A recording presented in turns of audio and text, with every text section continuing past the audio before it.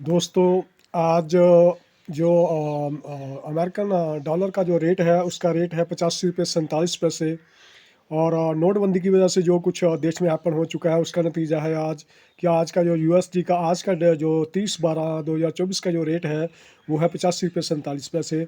दोस्तों, आज हम लोग बातचीत करेंगे देश के दूसरे प्रधानमंत्री गुलजारी लाल नंदा की, जिन्होंने अपने जीवन में उनको 2 बार देश का कार्यवाहक प्रधानमंत्री बनने का मौका मिला।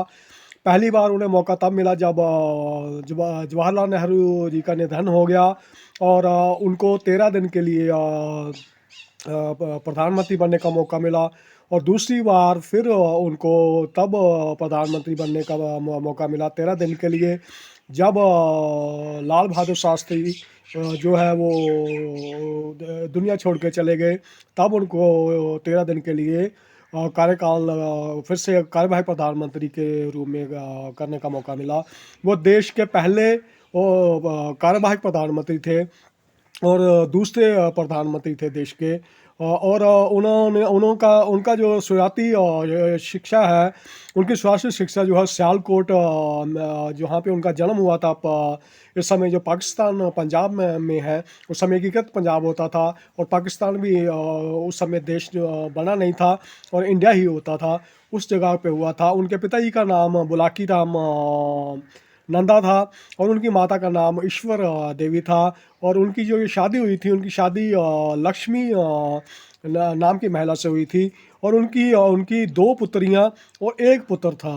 कहते हैं कि वो ऐसे प्रधानमंत्री थे जो कि गांधीवादी सोच से पूरी तरह से प्रभावित थे और पूरी ज़िंदगी उन्होंने अपने लिए एक चवन्नी भी इकट्ठी नहीं करी। वो ऐसे प्रधानमंत्री थे जिन्होंने 2 बार प्रधानमंत्री रहते हुए और केंद्रीय मंत्री रहते हुए, योजना आयोग का उपाध्यक्ष रहते हुए, किसी भी तरीके की कोई भी संपत्ति इकट्ठी नहीं करी। और कहते हैं कि उनके बारे में एक किस्सा मशहूर है कि 94 साल की उम्र में एक वृद्ध जो है वो दिल्ली में उसका उसका मकान मालिक, जिसके पास पुराना बिस्तर, मग और बाल्टी प्लास्टिक की थी और थोड़ा बहुत खाने पीने का सामान था, वो उठा के बाहर फेंक देता है किराया नहीं देने की वजह से काफ़ी समय से। तो वो वृद्ध जो है काफ़ी समय बाहर ही रहता है और उसके जो पड़ोसी हैं उसके मकान मालिक को कहते हैं कि आप इसको थोड़ी मोहलत और दे दें तो ये आपका जो किराया है वो चुका देगा। तब जो उसका मकान मालिक है गुलजारी लाल नंदा का, वो उन्हें घर के अंदर आने की इजाज़त देता है। तब वो बहुत खुश होते हैं और कहते हैं कि उस समय एक पत्रकार जो है वहाँ से गुजर रहा होता है, तो वो अपने लिए मसालेदार स्टोरी इसको समझता है। तो वो उस समय जो है गुलजारी लाल नंदा जी की जो है तस्वीरें खींचता है, उसके मकान मालिक की तस्वीरें खींचता है और उस मकान की तस्वीरें खींचता है। और वो सारी चीज़ें लेके जब अपने अखबार के मालिक के पास जाता है तो उन्हें सब सारी चीज़ें बताता है। तो अखबार का मालिक उनसे पूछता है पत्रकार से, क्या आप जानते हैं कि आप किसकी फ़ोटो लेके आए हैं मेरे पास में? तो वो कहते हैं कि वो पत्रकार के पास इस बात का जवाब नहीं ना में था कि मैं नहीं जानता। तो उन्होंने बताया कि ये देश के दूसरे प्रधानमंत्री हैं जिन्होंने कार्यवाहक प्रधानमंत्री के रूप में कार्य करा जब जवाहरलाल नेहरू का निधन हो गया था। तो अगले दिन जो अखबारों में जो फ्रंट पेज के ऊपर जो सबसे बड़ी खबर थी कि देश का जो पूर्व प्रधानमंत्री, योजना आयोग का उपाध्यक्ष, केंद्रीय श्रम रोजगार मंत्री और जिसको विद्वान कहा जाता था श्रम और रोजगार मामलों में, वो आज जो है गरीबी का जीवन जी रहा है और उसके पास अपने घर का मकान का किराया देने के लिए पैसे भी नहीं है। तो कहते हैं कि उस समय जो पीवी नरसिम्हा राव है देश के प्रधानमंत्री थे, तो उन्होंने और सारे मंत्रिमंडल ने इस बात का नोटिस लिया और सारे मंत्री और अधिकारीगण जो हैं उस जगह के ऊपर पहुंचे जहाँ पे वो किराए के मकान के ऊपर रहते थे। तो कहते हैं कि जो मकान मालिक है वो भूचक्कर रह गया कि मेरे घर में जो किराएदार बन के वृद्ध रह रहा है, वो वृद्ध जो है वो देश का दूसरा प्रधानमंत्री बना। उसको इसका नाम गुलजारी लाल नंदा है।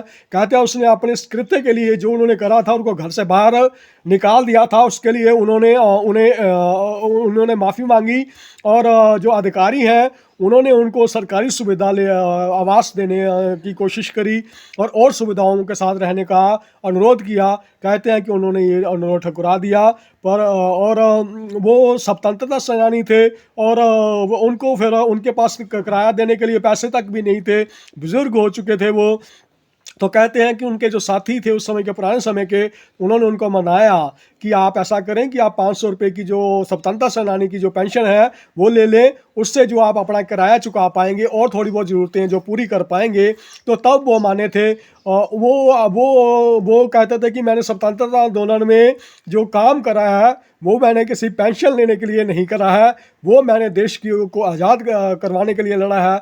और वो इस तरीके के उच्च कोटि के इंसान थे। उनको जब वो इलाहाबाद में यूनिवर्सिटी में जब वो अध्ययन कर रहे थे तो उन्होंने श्रम और रोज़गार के ऊपर बहुत बड़े बड़े शोध करे थे। उन शोध का ही नतीजा था, जब वो पहली बार 1957 में संसद में चुन के आए तो उनको श्रम और रोज़गार मंत्री बनाया गया और उनको साथ में योजना आयोग का अध्यक्ष भी बनने का दूसरी बार मौका मिला। जब वो साबरकांठा गुजरात से दूसरी बार संसद में चुन के आए, उनका जो अपार अनुभव था रोजगार और श्रम को लेके, उसकी व्याख्या करना आज के ज़माने में बहुत मुश्किल है। उनकी जो समझ थी रोजगार और श्रम को लेके वह बहुत ही बेहतरीन थी। उन्होंने अहमदाबाद टेक्सटाइल यूनियन की जो स्थापना करी थी और उसके जो अध्यक्ष भी वो चुने गए थे। और वो 1946 तक जो है अहमदाबाद टेक्सटाइल यूनियन के वो प्रधान रहे थे। और उनके बारे में ये कहा जाता है कि वो जो भी प्लानिंग करते थे उनको उसको नकारना मुश्किल हो जाता था। उनकी समझ बहुत बेहतरीन थी, उनका काम करने का ढंग बहुत बेहतरीन था। उनको जो है France, Sweden, Switzerland, Belgium, England और भी बहुत सारे देशों का दौरा करने का मौका मिला। और यूनाइटेड नेशन जनेवा में उन्हें जो है श्रम रोजगार के ऊपर उनको व्याख्यान देने के लिए वहाँ पे बुलाया गया। और वो उस समिति के में थे जो अलग अलग देशों में रोजगार और श्रम को लेके जो है उनको क्या फैसिलिटीज़ मिल रही हैं, उनका रहने का जीवन स्तर किस तरीके से आगे बढ़ रहा है, इन सारे के ऊपर वो लोग वो शोध करते थे। उनको इन सारे देशों को जाने में का मौका भी मिला। उन्होंने बहुत सारी किताबें लिखी, जिनमें से एक थी सम बेसिक कंसिडरेशन, जिसमें बेसिक क्या किस तरीके से सारी चीज़ें हैपन होती हैं उसके बारे में उन्होंने व्याख्यान करा था। इसके अलावा उन्होंने एक और किताब लिखी थी सम एस्पेक्ट्स ऑफ खादी। उसने बताया था, उसमें उन्होंने खादी के बारे में और जीवन के बारे में बहुत सारी बातें उन्होंने बताई थी। इसके अलावा उनकी एक और किताब थी जिसका नाम था approach to the second 5 year plan, जो 5 साल के लिए जो नीतियाँ बनती हैं देश को चलाने के लिए, कोई भी सरकार के लिए, उस के ऊपर उन्होंने अपना जो अपार अनुभव है इस बुक में लिखा। और इसके अलावा वो जो है उन्होंने जो है एक और किताब लिखी, history of adjustment in Ahmedabad textile. उस समय की अहमदाबाद टेक्सटाइल किस तरीके से चल रही है, इसके ऊपर भी उन्होंने एक किताब लिखी।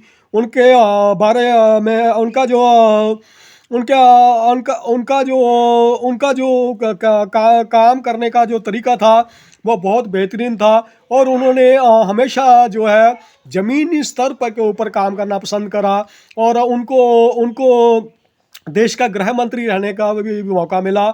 उसमें उन्होंने बहुत ध्यान से काम करा।